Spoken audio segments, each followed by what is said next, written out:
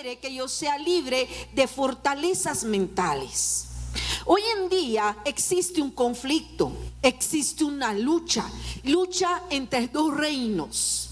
Diga, lucha entre dos reinos: el reino de los cielos y el reino de las tinieblas. Pero para que una batalla ocurra, tiene que haber un campo donde esta batalla ocurra. Ciertamente en este momento hay guerra en el mundo, pero la guerra no está aquí en Guatemala. ¿En dónde está? Del otro lado del mundo, ¿verdad? Todos sabemos de la guerra que hay, pero necesita haber un campo.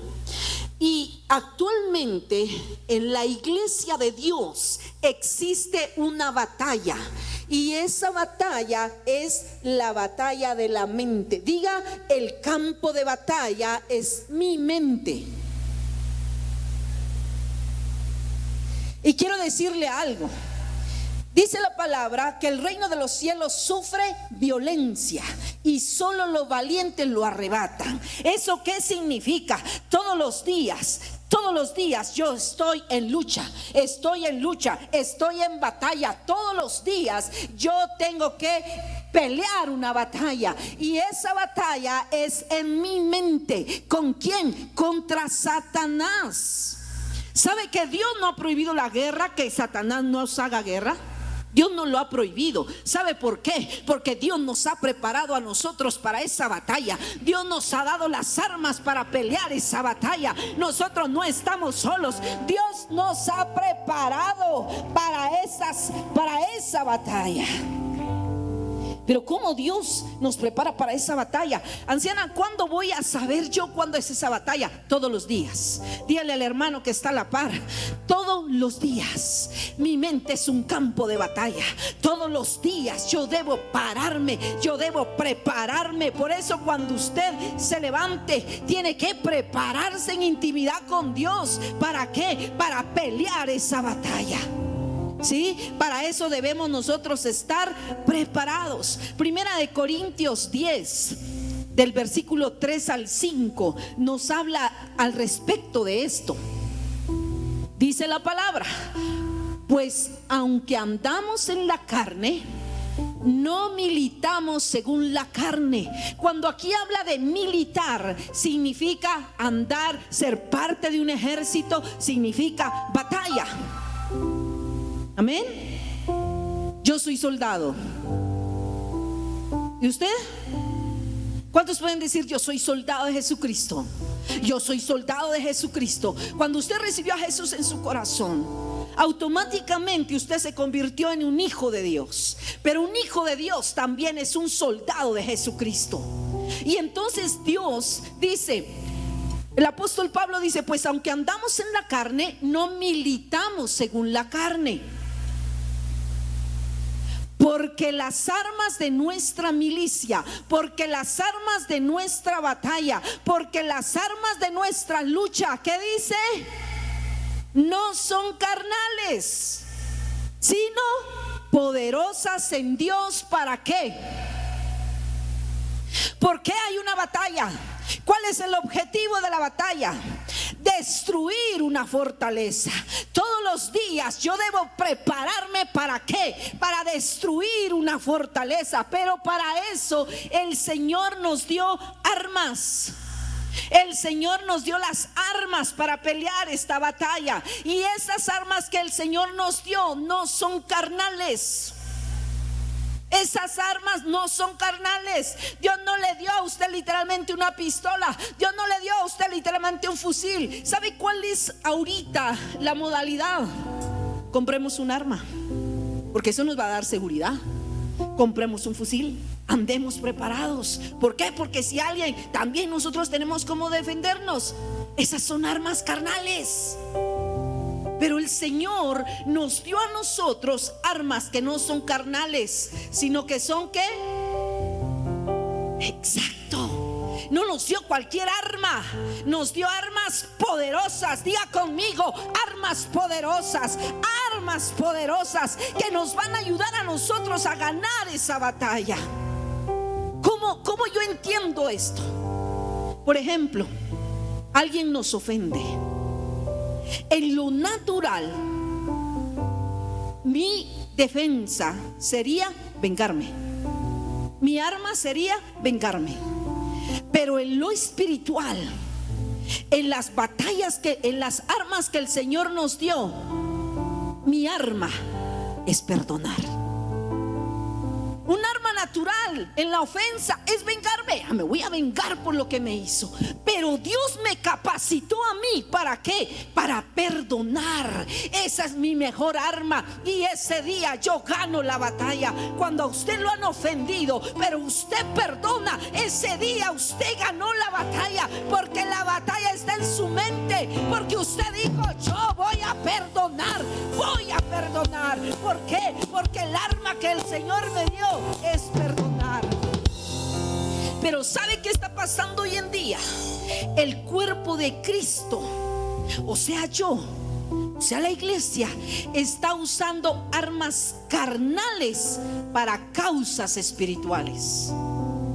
La iglesia de Dios está usando armas carnales para causas espirituales. ¿Cómo es esto? La iglesia de Dios hoy le dieron el diagnóstico de cáncer. ¿Cuál sería el arma carnal en este sentido? Ir donde el médico, aceptar que tengo el cáncer, recibir la quimioterapia, recibir la radioterapia. Esa sería el arma carnal. ¿Cuál sería entonces el arma espiritual? ¿Cómo? La oración, muy bien, ese es un arma espiritual.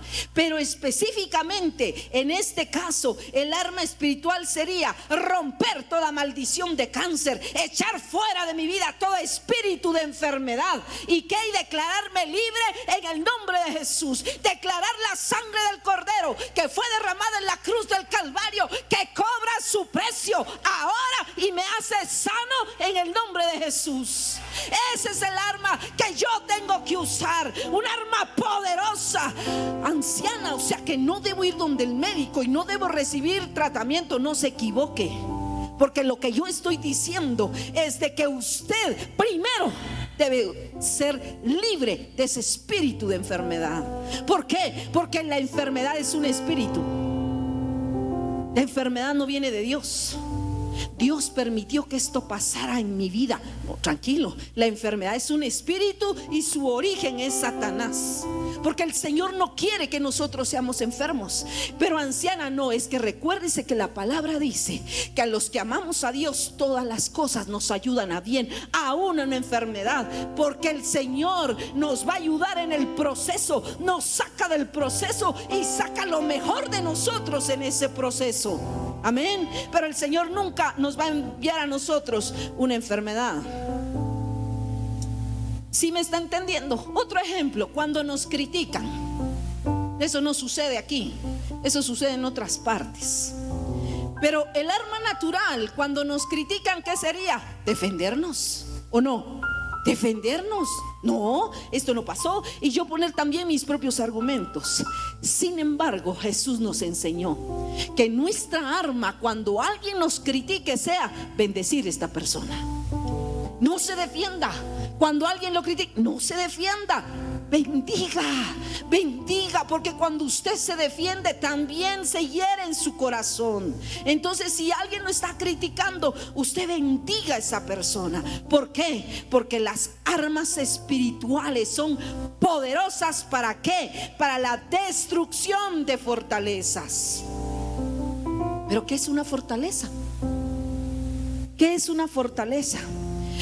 Número uno, una fortaleza es un lugar de donde algo o alguien opera. Una fortaleza es un lugar de donde algo o alguien opera. ¿Opera para qué? Opera es su centro de mando, es un lugar en mi cerebro, en mi mente, de donde se prepara para criticar. Que normalmente, ¿quién es? Nuestro adversario, el diablo, para criticar mi vida. Desde allí yo quiero decirle algo esta mañana. El que hace la fortaleza en mí es Satanás. Pero Satanás nunca entra solo. para que Satanás entre, yo tengo que abrir la puerta e invitarlo a él a que entre. Oiga bien esto, Satanás nunca va a entrar solo. Yo soy quien determina que él entre. Pero cuando éste entra, este viene a ser en mí una fortaleza y desde allí opera. Es su centro de mando. ¿Sabe por qué? Porque cuando él está dentro dice, está escuchando todo lo que yo estoy diciendo, y entonces dice, bueno, véngase demonio de tristeza, véngase demonio de depresión, véngase demonio de estrechez, véngase demonio de enfermedad. Todo lo que yo estoy declarando, Satanás lo escucha, porque él no es omnisciente, él no sabe todo, él sabe lo que yo permito que él sepa.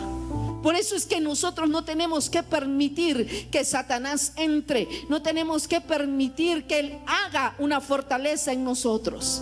Número 2, la fortaleza es un castillo. ¿Cómo es un castillo, anciana? Un castillo se forma a través de los pensamientos, porque alguien te dijo algo y tú lo creíste. Y estás con ese pensamiento, o escuchaste algo y tú lo tomaste para tu vida. Entonces estás con ese pensamiento y retienes ese pensamiento y estás jugando con ese pensamiento todo el día. Eso está dando vueltas en tu cabeza. Entonces ese pensamiento se madura, y cuando este pensamiento se madura, se establece. Y cuando este pensamiento se establece, se vuelve un hecho real en mi vida. A mí me dijeron, es que tú no sirves. Y yo me quedé, ¿será cierto que yo no sirvo? Y estoy todo el día, ¿será que no sirvo? ¿Será que no sirvo? Y al día siguiente yo paso con esto y de repente algo me sale mal. Ah, no, si de plano yo no sirvo. Me dijeron, y ahora compruebo que yo no sirvo. Entonces eso se viene a ser como un ladrillo, y pego otro ladrillo, y pego otro ladrillo, y eso se va convirtiendo en una fortaleza que hasta determina una conducta en mí. Por eso es que nosotros tenemos que tener mucho cuidado con esto. ¿Qué es una fortaleza? Número 3, son las mentiras de Satanás escondidas en el razonamiento humano. ¿Cómo funciona esto? Usted va con el médico y el médico le dice sus antecedentes. Mi abuelo es diabético, mi mamá es diabética. Entonces usted está predestinado a ser diabético, porque la diabetes es una enfermedad generacional. Entonces, si su abuelo fue diabético, si su mamá es diabético, usted también es diabético. Y entonces, oiga bien esto, y entonces automáticamente ¿yo qué soy? Dígame, automáticamente ¿yo qué soy? Diabético. Y entonces usted dice, sí tiene razón el médico, entonces yo soy diabético. ¿Sabe qué es eso? Es una mentira. Eso es mentira. ¿Por qué? Porque es mentira. Porque en mi vida dice que él, Isaías 53:5 dice que por su llaga yo he sido curado. Gálatas dice que él se hizo maldición para que yo sea bendición. Entonces, si mi abuelo fue diabético, si mi mamá es diabética, yo no voy a ser diabética. ¿Por qué? Porque en mí opera la sangre de Cristo. Y le quiero decir esto: las mentiras de Satanás son hechos. Anciana, ¿cómo es esto? Sí, porque puede ser hecho que mi azúcar haya salido alta, pero la verdad es que él pagó el precio por eso. Entonces yo soy libre. ¿Me entiende? Entonces yo soy libre. Puede ser un hecho que en este momento no tengas empleo. Puede ser un hecho que en este momento no tengas trabajo. Puede ser un hecho que no hay un ingreso económico fijo en tu vida. Eso puede ser un hecho, pero eso es una mentira de Satanás. ¿Por qué? Porque la palabra dice: joven fui envejecido y no he visto justo desamparado, ni su simiente que mendigue pan. Porque la palabra del Señor dice dice: no te afanes, porque si las aves de los cielos comen, porque si las flores se visten bien, ¿cómo no? Yo les voy a dar el sustento a ustedes, porque está escrito en la palabra que Él nos va a bendecir conforme a sus riquezas en gloria. Entonces esa es la verdad de Jesucristo, y yo desmiento la mentira de Satanás, como todos los días. Pero tú tienes que creer la palabra. ¿Por qué? Porque estás viendo el hecho que no tienes trabajo, porque estás viendo el hecho que no tienes nada de dinero en la bolsa. Pero ¿sabes qué? Tienes que pagar mañana, pero no tengo dinero. El hecho es que yo no tengo dinero para pagar mañana. Pero ¿sabe cuál es la verdad? Que llegan y te dicen: esto es suyo, y entonces tienes para pagar, porque ese es el Dios al que yo le sirvo. Pero tuve que romper un pensamiento, tuve que romper ese pensamiento que no tenía dinero en la bolsa, tuve que romper ese pensamiento que ¿qué voy a hacer?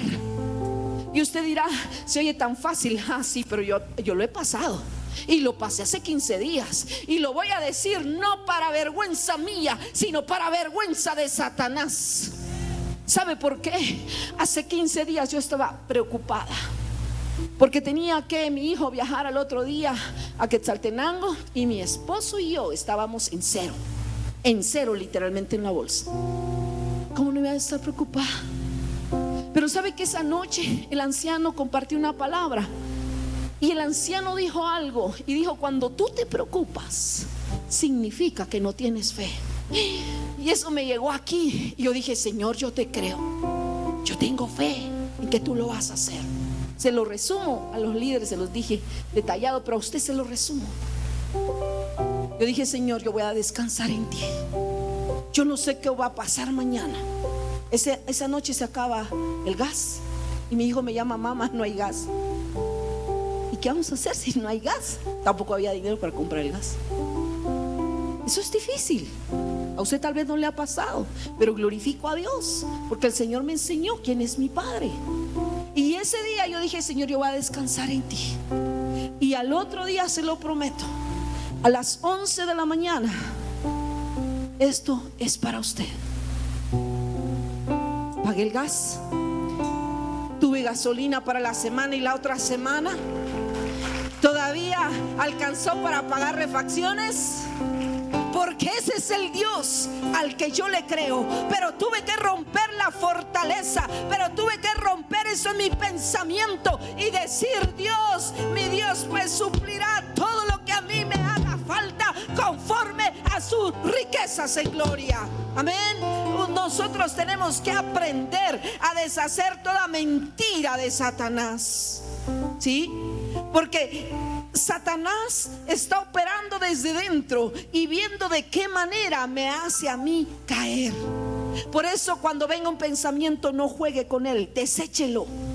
Porque si nosotros seguimos leyendo allí donde estábamos, en 1 Corintios 3, si me hace favor, 1 Corintios 3, y lo podemos leer nosotros allí. La cita, por favor, ¿la tenemos? Si no, busquémosla en nuestra Biblia. 1 Corintios 10, 3, 4. ¿Podemos ver? Esta es otra versión. Dice: es verdad que vivimos en este mundo, pero no actuamos como todo el mundo. El verso 4 dice: ni luchamos. Bueno, porque las armas de nuestra milicia no son carnales, sino poderosas en Dios para la destrucción de fortalezas. Número 5 dice que diga conmigo: derribando.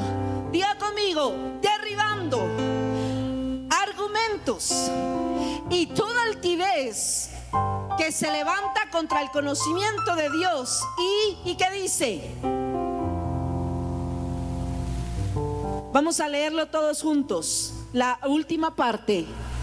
Y llevando cautivo todo pensamiento a la obediencia de Cristo. Entonces, ¿qué tenemos que hacer? No juegue con esos pensamientos.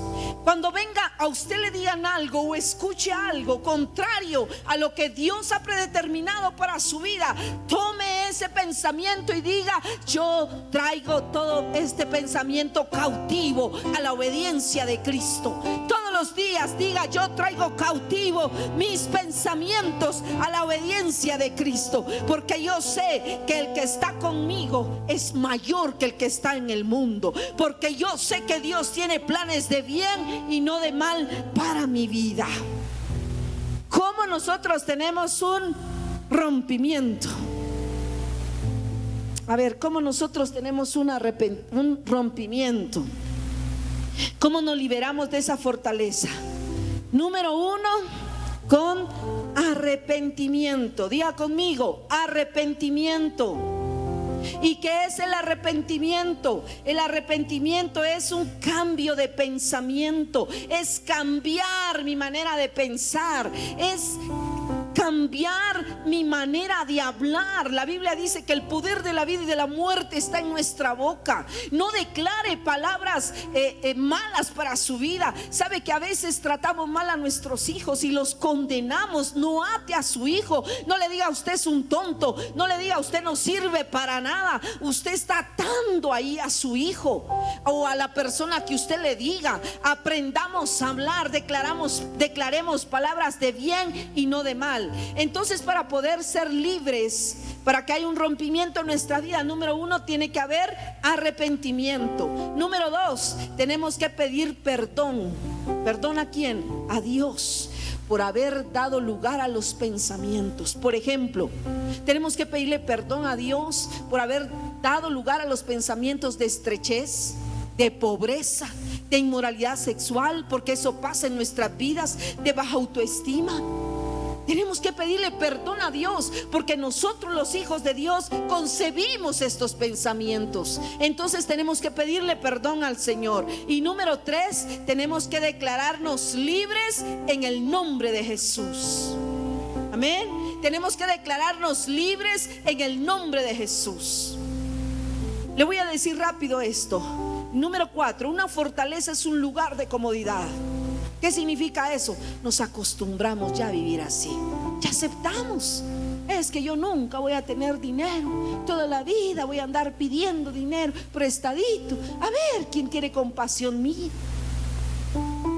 Nos acomodamos. El guatemalteco es el típico acomodado que está acostumbrado a: mire, voy, que hay reunión para un proyecto. Sí, pero ¿qué me va a dar? Sí, pero ¿qué me va a dar o no? Todo es, pero ¿qué me va a dar? El guatemalteco está acostumbrado a que le den. El Señor nos ha enseñado a producir. No es para que le den, porque el Señor ha dicho que nosotros vamos a ser bendecidos. ¿Para qué? Para bendecir a otros. O sea que el Señor lo ha capacitado a usted y a mí para ser productivos en gran manera, para que seamos bendecidos y podamos bendecir a otros. Pero tenemos que cambiar para eso nuestra mentalidad. Nos hemos acomodado. Número 5, una fortaleza es una mentalidad estructural rígida que nos limita a percibir, sentir, oír y discernir el mundo espiritual. ¿Eso por qué? Porque Satanás quiere detenerte en tu proceso, detenerte en tu propósito. ¿Para qué viene una fortaleza? Para que usted y yo no alcancemos el propósito por el cual nosotros fuimos creados. Anciana, ¿cómo hago esto? Primera de Pedro 1:25. En su primera parte, Primera de Pedro 1:25, en su primera parte dice: mas la palabra del Señor permanece para siempre. ¿Qué dice? Mas la palabra del Señor permanece para siempre. Así que yo quiero decirle algo esta mañana: que nuestras armas no son carnales, sino poderosas en Dios para derribar toda fortaleza fortaleza, para que haya un rompimiento esta mañana, usted tiene que usar las armas que el Señor nos ha dado. Y se las voy a decir rápidamente. ¿Cuáles son esas armas? Usted las conoce: el yelmo, usted conoce la coraza de justicia, usted conoce la espada que es la palabra de Dios, usted conoce el apresto del evangelio de la paz, conoce el cinto de la verdad. Ciertamente, ¿cuál me hizo falta? Creo que las mencioné todas. El calzado del apresto del evangelio y la paz. Sí, la espada la dije, la coraza, el yelmo y el escudo de la fe. ¿Cierto?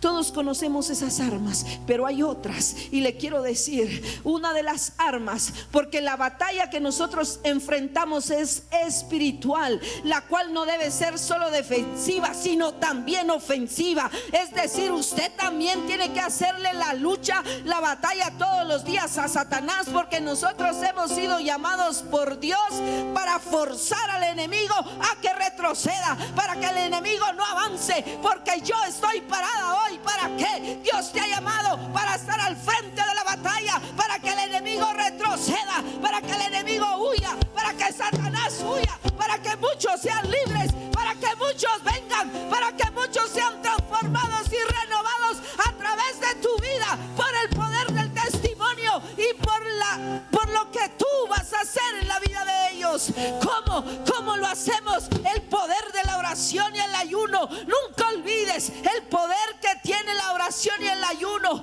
Y yo quiero decirte esto. Jeremías dijo: ataron mi vida en cisterna, invoqué tu nombre, oh Jehová, desde la cárcel profunda. Oíste mi voz, no escondas tu oído al clamar de mis suspiros. Te acercaste el día que te invoqué y dijiste: no temas. No importa lo que estés viviendo, aún en la peor circunstancia, como decía el anciano, ora porque Él te escucha. Ora porque Él te escucha. Dice la palabra: claman los justos y Jehová oye. Claman los justos y Jehová oye y los libra de sus angustias. Una de las armas poderosas es la oración y es el ayuno. Un arma poderosa es el nombre de Jesús. Un arma poderosa es el nombre de Jesús. Porque dice: Dios también le exaltó hasta lo sumo y le dio un nombre que es sobre todo nombre, para que en el nombre de Jesús se doble toda rodilla de los que están en los cielos y en la tierra y aún debajo de la tierra, y toda lengua confiese que Jesucristo es el Señor, para gloria del Padre. Todo se sujeta al nombre de Jesús de Nazaret. Ese es un arma poderosa y usted la tiene que usar, el nombre de Jesús de Nazaret. Otra arma poderosa es la alabanza. Dice: este pueblo he creado para mí y mis alabanzas publicará. Isaías 43:21. La alabanza es un arma poderosa. ¿Sabe qué pasó cuando Pablo y Silas estaban en la cárcel? Y ellos dicen que estaban con grietes, y que estaban con cadenas, con cepos en sus pies, en un calabozo. Y dice que ahí ellos, ¿qué hacían? Estaban cantando, estaban adorando. ¿Y sabe qué provocó? Que la tierra fuera sacudida. Dice que hubo un terremoto tremendo, porque eso es lo que pasa cuando tú alabas a Dios con todo tu corazón.